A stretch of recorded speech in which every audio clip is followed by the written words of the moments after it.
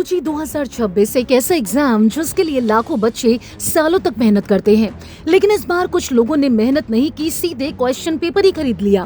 3 मई को हुए NEET exam के बाद देश भर में बवाल मचा है। पेपर लीक के आरोपों के बीच लाखों स्टूडेंट्स का भविष्य अधर में लटक गया है। और सबसे बड़ा सवाल, जब एग्जाम सेंटर्स पर स्टूडेंट्स की इतनी सख्त चेकिंग हो रही थी तो आखिर पेपर लीक कैसे हो गया? 3 मई 2026 22 लाख से ज्यादा स्टूडेंट डॉक्टर बनने का सपना लेकर एग्जाम सेंटर्स पहुंचे थे, लेकिन एग्जाम हॉल के बाहर का माहौल किसी एंट्रेंस एग्जाम से ज्यादा सिक्योरिटी चेक जैसा नजर आ रहा था। कहीं किसी के जूते उतरवाए गए तो कहीं बेल्ट निकलवाई गई, कहीं लड़कियों के हेयर क्लिप्स तक चेक किए गए तो कुछ लड़कों की शर्ट को ही फाड़ दिया गया। कई स्टूडेंट्स को सिर्फ 2 मिनट लेट होने पर एंट्री तक नहीं मिली। एक तरफ ईमानदार स्टूडेंट इतनी सख्त चेकिंग से गुजर रहे थे और दूसरी तरफ क्वेश्चन पेपर व्हाट्सएप पर घूम रहा था।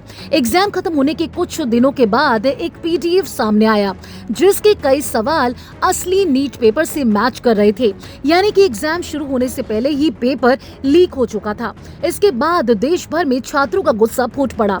कई शहरों में प्रोटेस्ट शुरू हो गए और लाखों स्टूडेंट एक ही सवाल पूछ रहे थे, अगर पेपर पहले से बिक चुका था तो हमारी मेहनत का क्या मतलब? वो स्टूडेंट जो सुबह 4 बजे उठकर पढ़ते थे, जिन्होंने फेस्टिवल्स तक छोड़ दिए, मोबाइल छोड़ दिया, आज वही स्टूडेंट खुद को ठगा महसूस कर रहे हैं।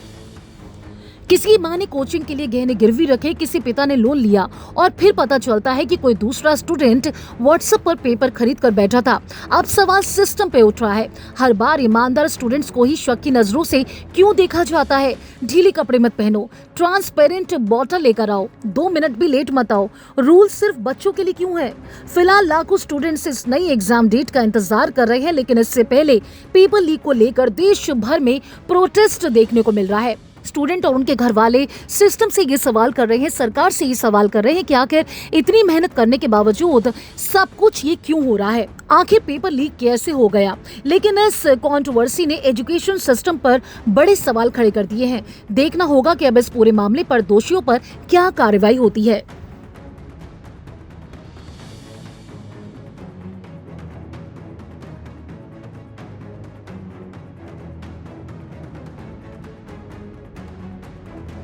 आज एनटीए के पुतला दहन के समय में कुछ पुलिस कर्मियों पे ये आरोप था कि उन्होंने कुछ लोगों के साथ एबीवीपी संगठन के लोगों के साथ मारपीट करी है और कुछ घटना हुई है। इसकी प्रथम दृष्टया जांच कराई गई। इसमें कुछ फैक्ट्स पाए गए हैं, उनके आधार पे 2 कर्मचारियों को लाइन हाजिर किया गया है। बाकी जांच की जाएगी। जांच में जो भी आगे तथ्य प्रकाश में आएंगे उनके आधार पर करेंगे। कौन से पुलिसकर्मी है? एक चौकी इंचार्ज है और एक कांस्टेबल है।